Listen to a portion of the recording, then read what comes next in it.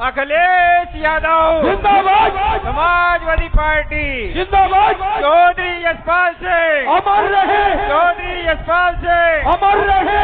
जोरदार तरीके से। अरे हम हैं तो क्या गम है प्यारे, हम हैं तो क्या गम है प्यारे, हर काहे का है खतरा। जलवा तेरा जलवा जलवा, जलवा तेरा जलवा जलवा, जलवा तेरा जलवा जलवा, जलवा तेरा जलवा जलवा, जलवा तेरा जलवा।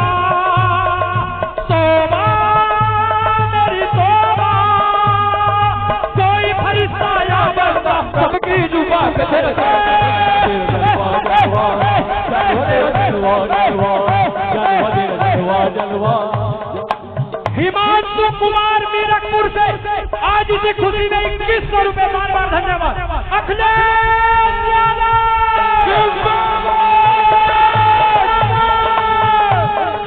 अखिलेश यादव।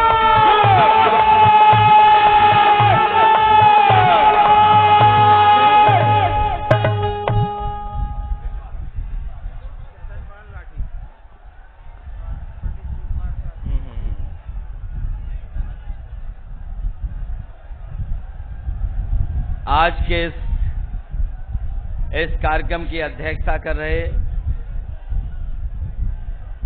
आदरणीय पंडित शिव कुमार शास्त्री जी, इस मंच पर उपस्थित समाजवादी पार्टी के जिला अध्यक्ष रुद्रसेन जी, सभी समाजवादी पार्टी के नेता और इस गर्मी में इस पंडाल में उपस्थित बड़ी संख्या में हमारे आदरणीय बुजुर्ग, नौजवान साथी, पत्रकार बंधुओं, आज जब हम सब लोग इकट्ठे हुए हैं, हम सब लोग चौधरी यशपाल जी को याद कर रहे हैं। वो हमारे बीच नहीं हैं, लेकिन हम और आप सब लोग मिलकर के आज भी उन्हें याद कर रहे हैं। उनका जो व्यक्तित्व रहा है, उन्होंने जो लगातार गरीब, किसान और आपके बीच में जो सेवा की है, चौधरी यशपाल जी से पूज्य लोग इसीलिए याद किए जाते हैं कि जब कभी समाज को जरूरत पड़ती है तो वो समाज के साथ साथ गरीब और किसान के साथ खड़े दिखाई दे रहे हैं।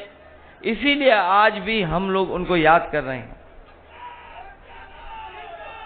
वो जहां ईमानदार थे, सच्चे इंसान थे,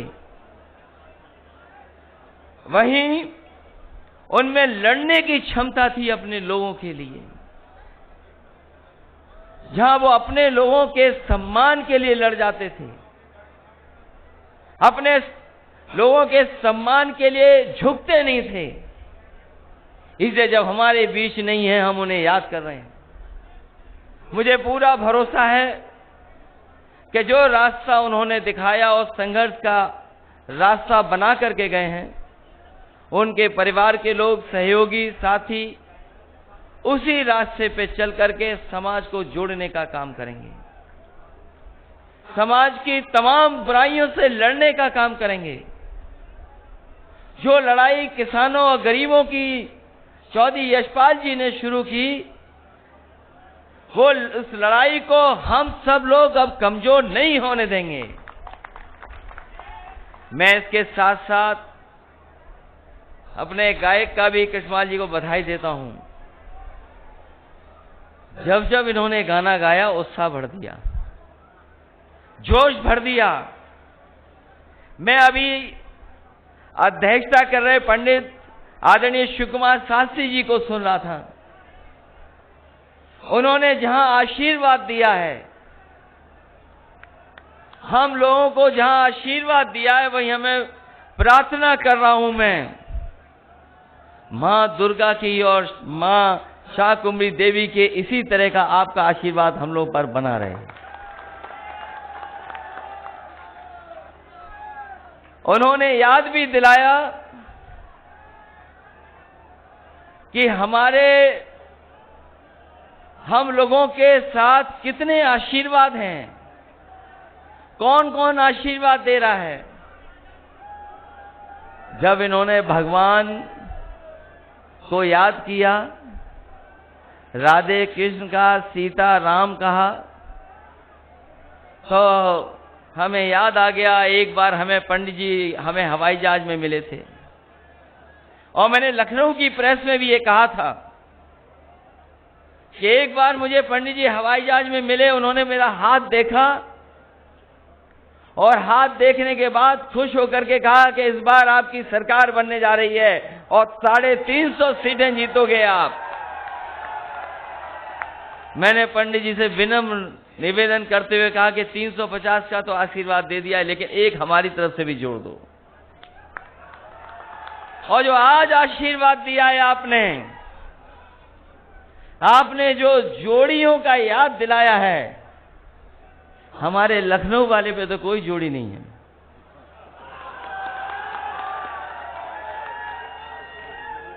और कहीं वही बात है, हम ये नहीं कहते, हम किसी का अपमान नहीं कर रहे हैं, लेकिन यहां बैठे लोग, जब मैं देख रहा था कि ऋग्वेद की कुछ लाइनें पढ़ी जा रही थी, पंडित जी मंच पर हैं, तो हमारे लोगों ने गीता को भी पढ़ा होगा, गुरु नानक जी को भी पढ़ा होगा। जिन्होंने गीता पढ़ी है वो जानते होंगे कि योगी हम उसको बोलते हैं जो दूसरे का दुख अपना दुख समझे। और गुरु नानक जी को जिन्होंने पढ़ा होगा वो जानते होंगे कि उन्होंने कहा कि माया के बीच में रह के माया से दूर हो वो योगी होता है। तो बताओ, जो गद्दी पर बैठे हैं, अभी हम लोगों ने उनका कारनामा देखा, उनके लोगों का कारनामा अभी हम लोगों ने लखीमपुर में देखा, जहां पर किसानों को कुचल दिया गया गाड़ी से, गाड़ी के टायरों से किसानों को कुचला गया। वो किसानों को तो कुचला ही गया है, लेकिन उसके साथ साथ कानून को भी कुचलने की तैयारी थी। जो लोग किसान को कुचल सकते हैं, कानून को कुचल सकते हैं, उन्हें देर नहीं लगेगी कि एक बार वो संविधान को भी कुचल देंगे। इसलिए हम आपसे निवेदन करने आए, जब हम चौधरी यशपाल जी को याद कर रहे हैं, तो हमें समाज और देश को कैसे बनाना है। हमारे किसान अन्नदाता हैं, वो हमारा पेट भरते हैं, अन्नदाता हमारा पेट भरता है, हमें पहनने को कपड़े देता है, और उसको इस तरीके से अपमानित होना पड़ रहा। क्या क्या नहीं कहा जा रहा किसान भाइयों, आपको मवाली कहा जा रहा, इनका बस चले तो आतंकवादी कह दें आपको। न जाने कितनी बार अपमानित होना पड़ा है, लेकिन हम अपने किसानों को बधाई देना चाहते हैं। भारतीय जनता पार्टी ने कितना भी अपमानित किया होगा, लेकिन वो अपने संघर्ष से पीछे नहीं हटे हैं। उन्होंने भी ठान लिया है कि जब तक बैठे रहेंगे, जब तक ये 3 कानून वापस नहीं होंगे। और यही हमारे लोकतंत्र की ताकत है कि हम लड़ना भी जानते हैं, गद्दी पे भी बैठाना जानते हैं, और जब मौका मिलेगा तो गद्दी से हटाना भी ये जनता जानती है।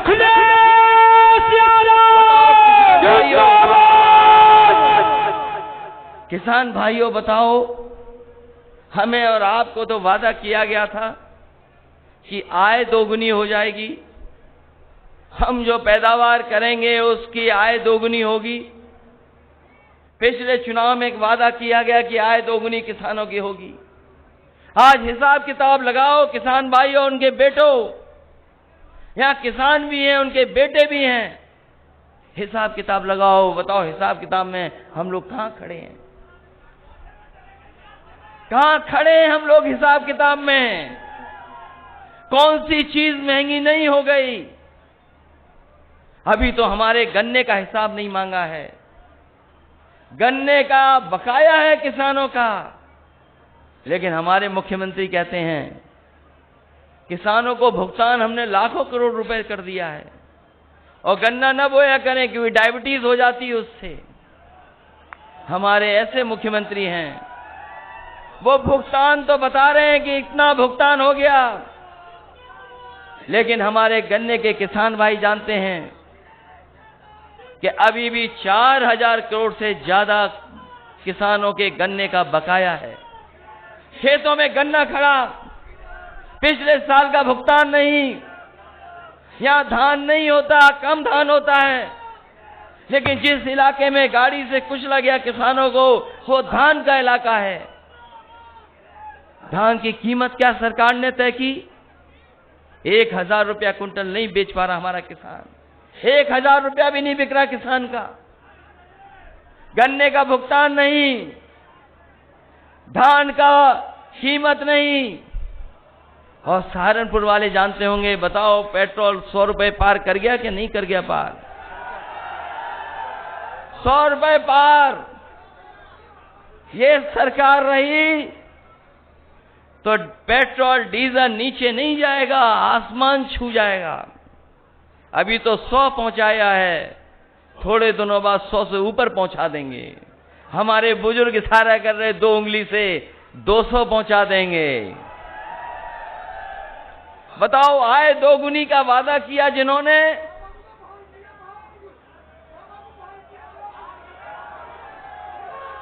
वो वाली बात बाद में होगी, अभी नहीं। आसमान छू रही महंगाई। कहां से शुरू हुआ था डीजल पेट्रोल, कहां पहुंचा दिया? डीजल पेट्रोल की कीमत क्या थी और आज कीमत कहां पहुंचा दी डीजल पेट्रोल की? यही हिसाब किताब नहीं। बताओ, जो आप बाजार से कीटनाशक दवाइयां खरीद रहे हैं, डीएपी खरीदते हैं, खाद खरीद रहे, और खाद जब नापोगे, जब तौलोगे, तो बताओ खाद में, बोरी में चोरी हो गई कि नहीं हो गई चोरी? जहां कीमत बढ़ा दी, जहां कीमत बढ़ी है, वहीं बोरी से कुछ निकाल लिया है। और अभी तो हमने इंसेक्टिसाइड, पेस्टिसाइड, जो और दवाइयां लेते हो, उसकी कीमत नहीं नापी है। सरसों पैदा करने वाला किसान जानता है कि सरसों की कीमत नहीं मिल रही, और जब तेल खरीदते होगे सरसों का, तो बताओ महंगा हो गया कि नहीं महंगा हो गया? यही बीजेपी वाले कहते हैं सरसों का तेल इसलिए महंगा हो गया है क्योंकि सरसों के तेल में हम मिलावट नहीं कर पा रहे हैं। आपने सुना होगा, और नहीं सुना हो तो पत्रकार साथियों दोबारा लिख देना। भारतीय जनता पार्टी के मंत्री जी ने कहा, उनसे पूछा कि आज सरसों के तेल की कीमत क्यों बढ़ गई? तो बोले इसमें हम मिलावट नहीं कर पा रहे हैं इसलिए महंगा हो गया।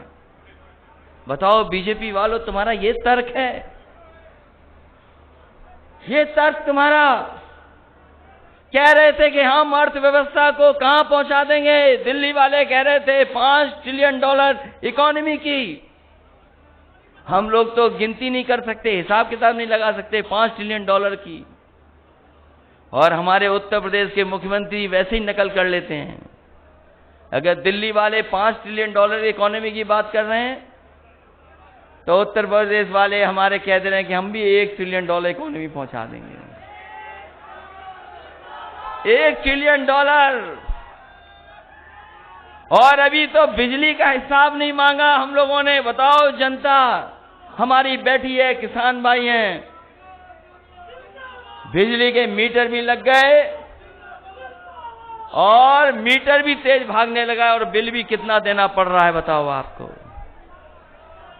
बिल, बिजली का बिल बढ़ा दिया, देना पड़ रहा है ज्यादा। अगर इन चीजों का हिसाब किताब लगाओ तो क्या किसान भाइयों 500 रुपए आपका सम्मान है? आप हिसाब किताब लगाओ इन चीजों का। क्या 500 रुपया महीना जो आपको मिल रहा है वो कोई सम्मान है आपका? ये सम्मान नहीं दे रहे हैं। ये चुनाव से पहले जब आपके अकाउंट में पैसा भेज देते हैं, ये गरीब किसानों को धोखा देने का काम कर रहे हैं।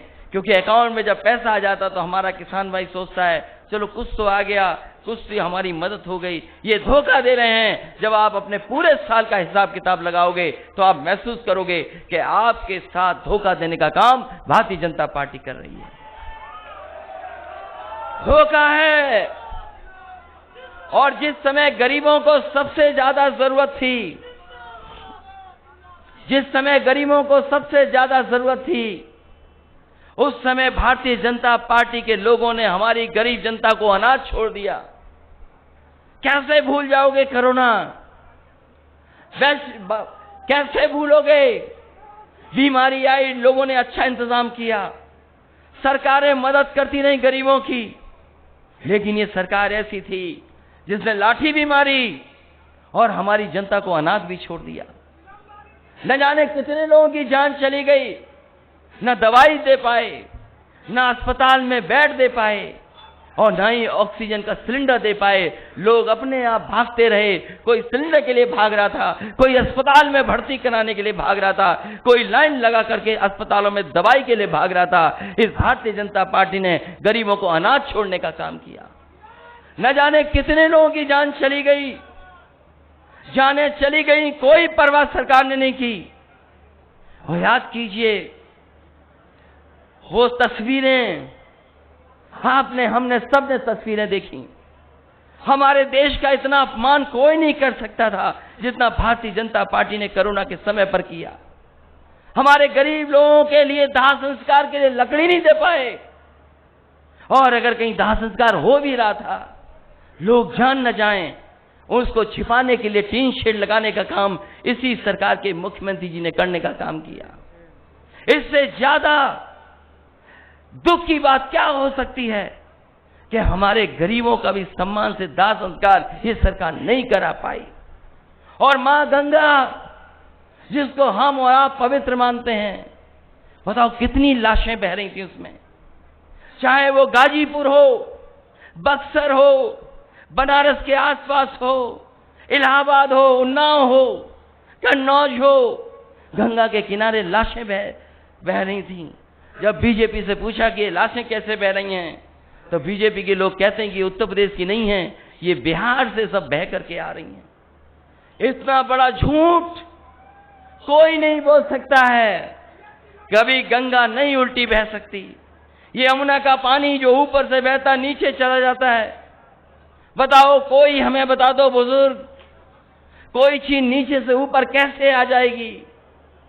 कभी कोई चीज ऊपर से नीचे नहीं, ऊपर से नीचे तो बह सकती है, लेकिन नीचे से ऊपर कैसे आएगी कोई चीज, हमें बता दो। जब भारतीय जनता पार्टी से पूछा कि ये लाशें कहां से आ गईं, तो कहते हैं कि यूपी की लाशें नहीं हैं, ये सब बिहार से उल्टी बह करके आ गईं। जो लोग लाश पर झूठ बोल सकते हैं, गरीब को अनाज छोड़ सकते हैं, चुनाव आएगा तो न जाने क्या कर देंगे, क्योंकि वो जानते हैं भारतीय जनता पार्टी के लोग, इस बार जनता तैयार है भारतीय जनता पार्टी का सफाया करने के लिए। इसलिए सहारनपुर के लोगों, हम आपसे निवेदन और अपील करने आए हैं। ये चुनाव कोई छोटा चुनाव नहीं होने जा रहा है। ये छोटा चुनाव नहीं है, ये बहुत बड़ा चुनाव है। देश की तकदीर का चुनाव है। नौजवानों, तुम्हारे भविष्य का चुनाव है। किसान भाइयों, आपका चुनाव है। इन्होंने जो फैसले लिए हैं वो बड़े बड़े सेठ लोगों के लिए फैसले लिए हैं। याद करो वो नोटबंदी 2017 की, हम कहते कहते थक गए कि ये रुपया काला सफेद नहीं होता, ये रुपया काला सफेद नहीं होता। हम समाजवादी लोग कहते कहते थक गए, रुपया काला सफेद नहीं होता। कोई चीज सफेद और काली होती, वो तो हमारा आपका लेन देन काला सफेद होता है। बताओ, काला धन कहां खत्म हो गया? कहां भ्रष्टाचार खत्म हो गया? अरे गरीब भाइयों, आपने तो देखा होगा, कभी फंस गए होगे मोटरसाइकिल लेकर के, तो बताओ भ्रष्टाचार खत्म हो गया क्या? अच्छी खासी 100 नंबर गाड़ी बनाई थी, 100 नंबर हमने पुलिस के लिए 100 नंबर बनाई थी।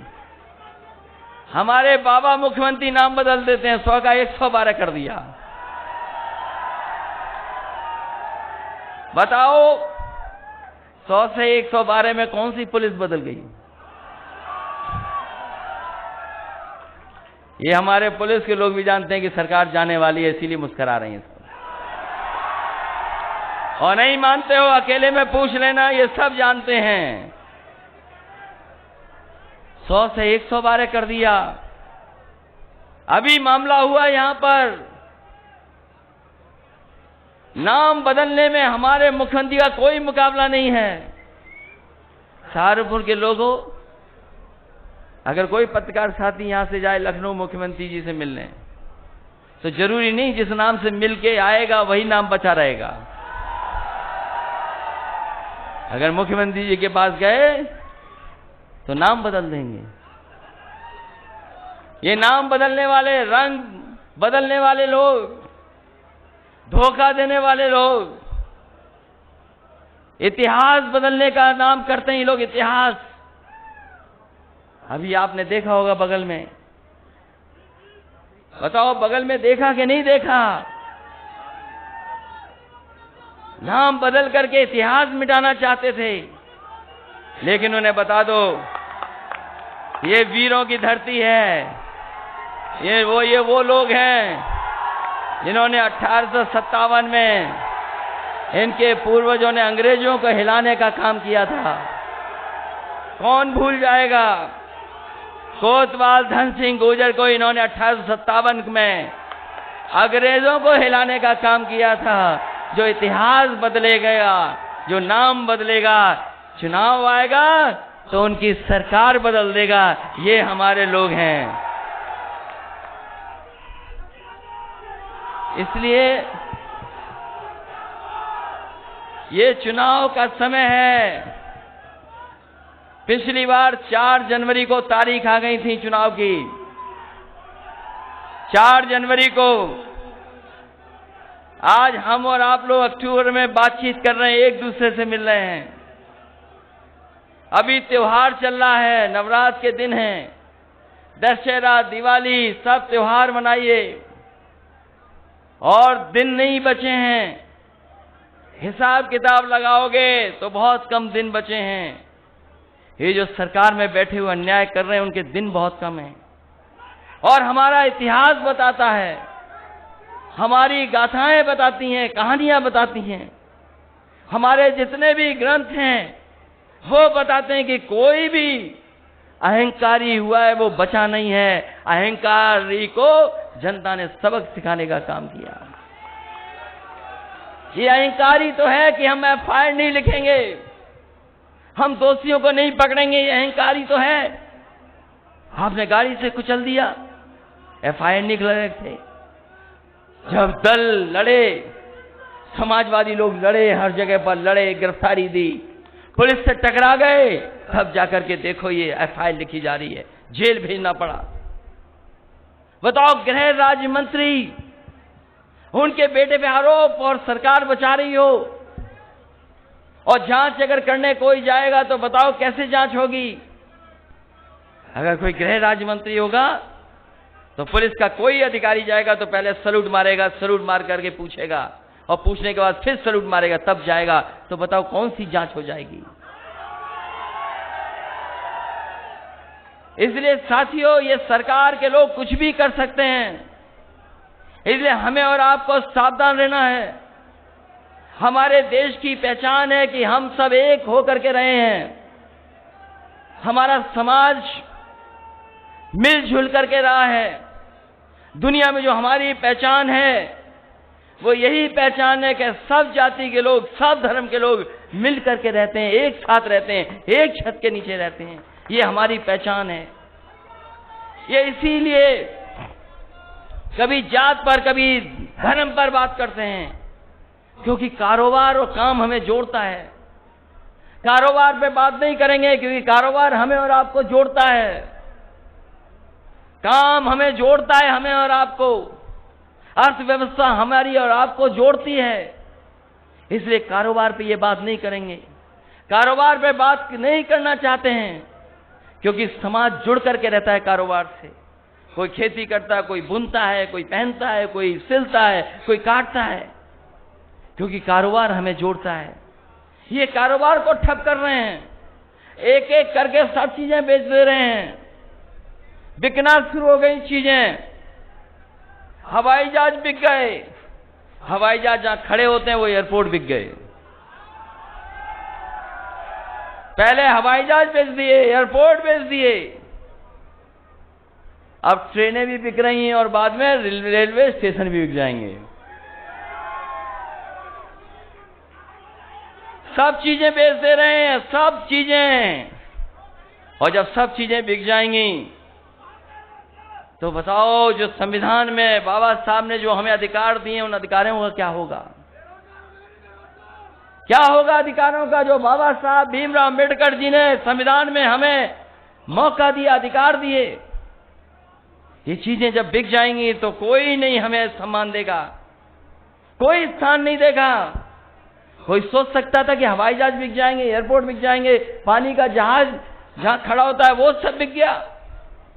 ये तार बेच रहे हैं, बिजली के कारखाने बेच रहे हैं, सब बेचे दे रहे हैं। और जो इतिहास को जानते होंगे हमारे लोग, याद करना, अंग्रेज आए थे इस देश में, अंग्रेज कारोबार करने आए थे। जो ईस्ट इंडिया कंपनी आई थी वो 2-3 चीजों का कारोबार करती थी। धीरे धीरे उन्होंने कारोबार बढ़ा लिया और अंग्रेजों ने एक कानून पास किया इंग्लैंड में, और उस कानून से वो जो कंपनी थी, जो कारोबार करने आई थी, व्यापार करने आई थी, ईस्ट इंडिया कंपनी, वो सरकार बन गई। केवल एक कानून इंग्लैंड में पास हुआ, उससे कारोबार करने वाली ईस्ट इंडिया कंपनी सरकार बन गई। और देखो भारतीय जनता पार्टी का खेल, एक एक कर करके सब प्राइवेट हाथों में बेच दे रहे हैं। हो सकता है एक दिन सरकारी कंपनी को बिक जाए और ये सरकार भी आउटसोर्स करके चले जाएं कि हम नहीं चलाएंगे, आउटसोर्स होकर के सरकार चलेगी। सोचिए किस लिए लोगों ने अपनी जानें दी हैं। ये इलाका वो है जहां पर हिंदू और मुस्लिम एक होकर के आजादी की लड़ाई लड़ी है।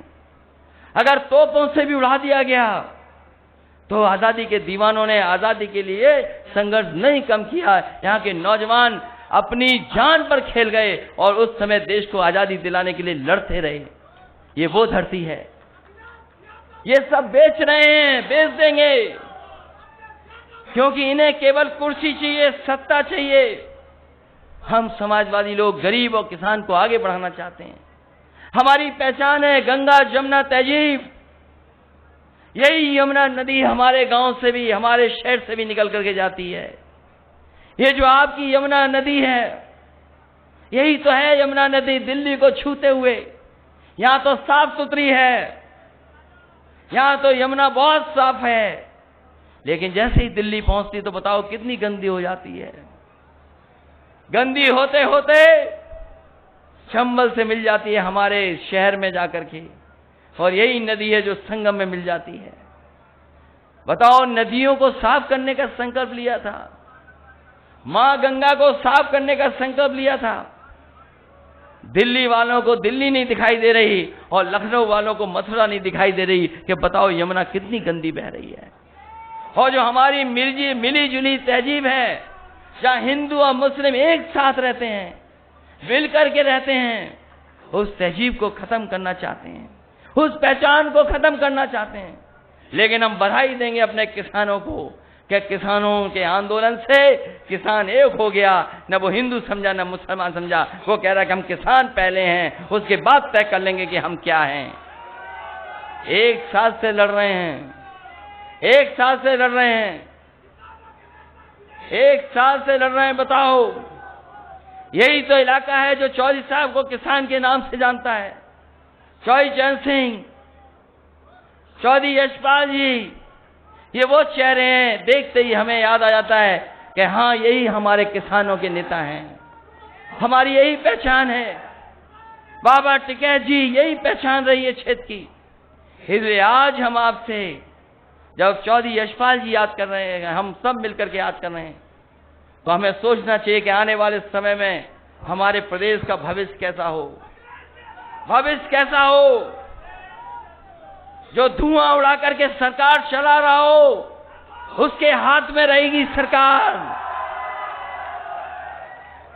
सोचो कभी जो धुआं उड़ा करके सरकार चला रहे हो, धुआं उड़ा करके सरकार चलाते हो। बताओ प्रदेश में क्या किया आपने नाम बदलने के अलावा? क्या कर रहे हो? कौन सा विकास किया है? क्या विकास किया है? यही देवंत को होकर के मुजफ्फरनगर और सहारनपुर की सड़क समाजवादियों ने बनाई। चमचमाती सड़क है, फ्लाईओवर चमचाता चले जाओ। कौन सा सब स्टेशन बनाया है बताओ? बिजली केवल महंगी की है, बिजली महंगी की है इन्होंने। और हमारे मुख्यमंत्री जी बिजली को इसलिए नहीं ध्यान देते हैं, बिजली पे इसलिए नहीं ध्यान देते हैं कि उनके प्लांटों के नाम नहीं कह सकते वो।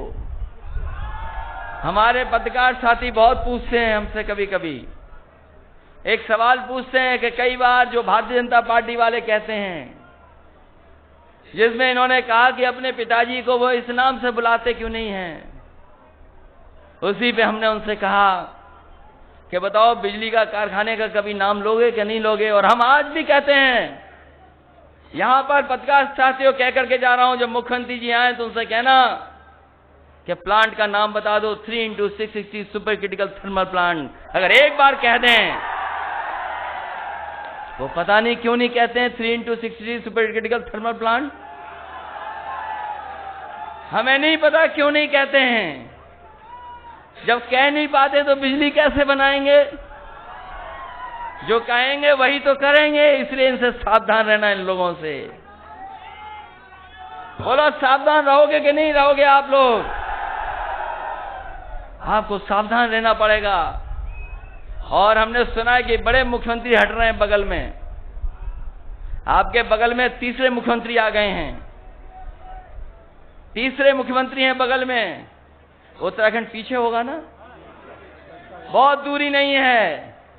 हम तो कहेंगे उत्तराखंड का भला चाहते हो तो इन मुख्यमंत्री का ट्रांसफर यहीं कर दो,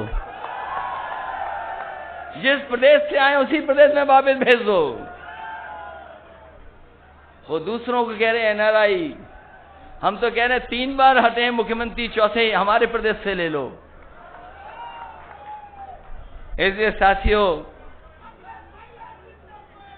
इसलिए साथियों सहारनपुर में हम लोग लोकसभा चुनाव में भी आए थे और उस समय हम लोग को आपने आशीर्वाद दिया था। उस समय आशीर्वाद मिला था, आपके सहारनपुर आसपास सीटें जीत गए थे। वो लड़ाई बहुत बड़ी थी, बहुत अलग लड़ाई थी। हम लोग बीजेपी को रोकना चाहते थे, सपा बसपा का अलायंस किया। हमें कोई भी जोखिम उठाना पड़ा होगा, कोई घाटा स्वीकार करना पड़ा होगा, हमने स्वीकार किया। लेकिन हम बीजेपी को रोकना चाहते थे और आज भी हम कह के जा रहे हैं, ये हमारी और आपकी और समाजवादियों की जिम्मेदारी है। पहले आपकी भी जिम्मेदारी है, हमारी जिम्मेदारी भी है कि इस बीजेपी को रोकना है। अगर नहीं रोक पाए तो जैसे किसान को कुचल दिया उसी तरीके से संविधान को ये लोग कुचल देंगे। अगर 2019 में रोक लेते किसान भाइयों, अगर 2019 में रोक लेते हम लोग, तो ये 3 काले कानून नहीं आते। ये 3 काले कानून इसलिए आए क्योंकि उत्तर प्रदेश से ज्यादा जीत गए ये लोग। ये ज्यादा जीत गए उत्तर प्रदेश से। पहले भी सरकार यहीं से बनी इनकी, पिछली बार भी बनी इनकी। और हम तो एक ही जानते हैं नियम दुनिया का, जो जहां से आएगा वहीं से निकाला जाएगा। अगर यूपी से घुसे हैं बीजेपी के लोग तो यूपी से ही निकाले जाएंगे। इसलिए हमारी, आपकी, सबकी जिम्मेदारी है। किसान भाइयों, सोचना तुम्हारी आय दोगुनी हुई कि नहीं हुई। हमारे नौजवानों, तुम्हारा भविष्य चिंता का है। तुम्हारे भविष्य में कुछ नहीं आगे, नौकरी रोजगार है नहीं। बताओ नौकरी रोजगार कैसे मिलेंगे? दुनिया के दूसरे देश में हैं, वहां के नौजवान अपना सपना देखते हैं, कोई न कोई सपना ऐसा देखते हैं, उसके लिए काम करते हैं, मेहनत करते हैं और अपनी हासिल करने का काम करते हैं। उन पे मौके मिलते हैं। लेकिन जिस तरह की सरकार चल रही है उद्योगपतियों के सारे पर, हमारे नौजवानों को कोई मौका नहीं मिल रहा है।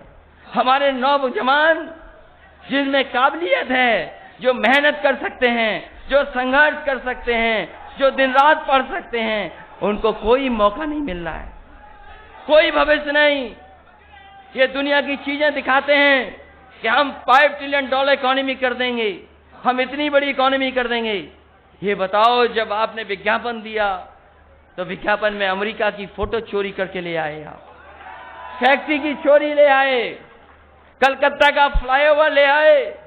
अरे हमारा फ्लाईओवर लगा देते, अगर मुजफ्फरनगर से लेके लगे देवन होकर के जो जाता है फ्लाईओवर, उसी की तस्वीर लगा देते तो शायद कोई मान जाता कि उत्तर प्रदेश का विकास है। मैं जानता हूं यहां पर लखनऊ जाने के लिए बहुत समय लगता है। मुझे याद है जब समाजवादी सरकार बनी थी 12 से 17 एक्सप्रेसवे समाजवादी सरकार ने बनवाया था, सबसे पहला उद्घाटन भी किया था। नोएडा से लेकर के आगरा वाला पहले साइकिल से उद्घाटन किया, फिर सरकार बनने के बाद उद्घाटन कर दिया। इसलिए आपसे कह करके जा रहा हूं, मुझे याद है जब कैराना का चुनाव हम जीते थे, आपने और हमें आरएलडी ने मिलकर के चुनाव जीतने का काम किया था। हमने अपना प्रत्याशी उन्हें दे दिया, उनका चुनाव चिन्ह रख लिया। बीजेपी वाले बोले ये कौन सा गठबंधन है? हमने कहा ये चमत्कारी गठबंधन है। और याद करो कैराना में समाजवादी पार्टी और आरएलडी तुरंत जीत गई थी, ये चुनाव जीत गए थे। उस समय जब चुनाव जीतने के बाद मैंने लखनऊ से कहा था कि समाजवादी सरकार बनेगी तो हमारे कैराना के लोगों को और वेस्टर्न यूपी के लोगों को लखनऊ आने में 4 से 4.5 घंटे से ज्यादा टाइम नहीं लगेगा। 4.5 घंटे में लखनऊ पहुंच जाएंगे, ऐसी सड़क से जोड़ने का काम करेंगे। और आज फिर कह के जा रहा हूं मैं, अगर एक्सप्रेसवे समाजवादी लोगों ने बलिया और गाजीपुर के लिए जोड़ दिया, कभी लोग बलिया से चलते थे, गाजीपुर से चलते थे, लखनऊ में 8-8, 10-10 घंटे में पहुंचते थे, बहुत टाइम लगता था, राजधानी नहीं पहुंच पाते थे। मैं आपको भरोसा दिला के जा रहा हूं, 3 महीने 4-5 महीने बाद सरकार बनने जा रही है। सबसे पहले अगर किसी सड़क का नारियल टूटेगा तो नारियल को तोड़ने का काम करेंगे और सड़क की शुरुआत होगी। इधर के इलाके के लोग 4 और 4.5 घंटे में लखनऊ पहुंच जाएं, वैसी सड़क बनाने का काम समाजवादी लोग करेंगे। और अगर विकास के लिए हमें एम्बुलेंस बढ़ानी पड़ी तो एम्बुलेंस बढ़ाएंगे, और पुलिस थोड़ा ठीक चले, अगर उन्हें गाड़ी बढ़ानी पड़ी तो गाड़ी भी बढ़ाएंगे उनकी। और हम आपको कह करके जा रहे हैं कि किसानों के लिए हमें अलग से भी बजट का इंतजाम करना पड़े। पिछली बार भी जब हम लोगों ने रेट बढ़ा दिया था, भुगतान नहीं कर पा रहे थे, तो बजट से पहली बार 2000 करोड़ रुपए दे करके किसानों का भुगतान करने का काम किया था। इसलिए मैं कह के जा रहा हूं कि समाजवादी सरकार बनेगी तो कोई ना कोई फंड ऐसा रखा जाएगा जिसमें इंतजाम रहेगा कि हमारे किसान को तकलीफ नहीं हो, परेशानी नहीं हो, उसका भुगतान तुरंत हो जाए, क्योंकि उसकी रोजी रोटी और सब कुछ उसी से चलता है। इसलिए तुरंत भुगतान करने का इंतजाम भी समाजवादी लोग करने का काम करेंगे। जो अस्पताल बनवाया था सहारनपुर में आधा अधूरा है, जहां एम्बुलेंस देंगे वहीं अस्पताल में भी अगर ज्यादा बजट दे करके हमारे गरीबों के इलाज के लिए अगर ज्यादा बजट देना पड़ेगा, उस अस्पताल को भी अच्छा बना करके हम लोग और गरीबों का इलाज अच्छा हो सके वो इंतजाम करेंगे। और हम कह करके जा रहे हैं, इस गांव में बहुत हमें सम्मान मिला इस गांव में, और यहाँ के लोगों ने बहुत प्यार सम्मान दिया, ये हम सब लोग कभी नहीं भूल सकते। इस गांव से जुड़ाव हो गया, इस परिवार से हमारे रिश्ते और मजबूत हो गए। इसे सम्मान देने का काम हम लोग करेंगे। और अपने गांव में कुछ बड़ा काम भी करना चाहोगे तो हम आपको भरोसा दिलाते हैं, दोनों जिलाध्यक्ष जी को भी, इंद्रसेन जी को भी, रुद्रसेन को भी, कोई बड़ा काम करना चाहोगे तो हमें बता देना, सबसे पहले काम करने का काम करेंगे।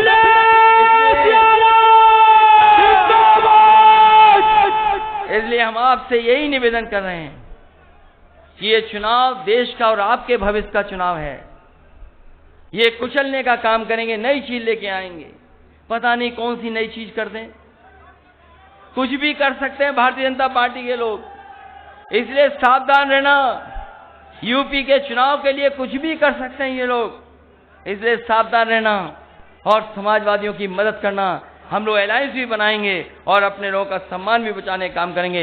इसलिए जहां से शुरुआत की है तो समाजवादी पार्टी को जिताने का काम करना, ये हम आपसे निवेदन और अपील करते हैं। इन्हीं शब्दों के साथ एक बार फिर चौधरी यशपाल जी को याद करते हैं, उनके तमाम सहयोगी साथी जो लोग आए हैं उनको बधाई देते हैं ऐतिहासिक कार्यक्रम के लिए जो हमें दिखाई दे रहे हैं, यहाँ से लेकर के जहाँ हेलीकॉप्टर उतरा है वहाँ तक, और जो हमारी आपकी पहचान रही है भारत की कि गंगा जमुनी तहजीब जो मिली जुली हमारी संस्कृति है उसको और बचाएंगे, मजबूत करेंगे और हम आपस में एक दूसरे के रिश्ते और प्यार सम्मान के अच्छे बनाने का काम करेंगे। इसलिए हम आपको बहुत बहुत बधाई देते हैं, बहुत बहुत धन्यवाद देते हैं आपको।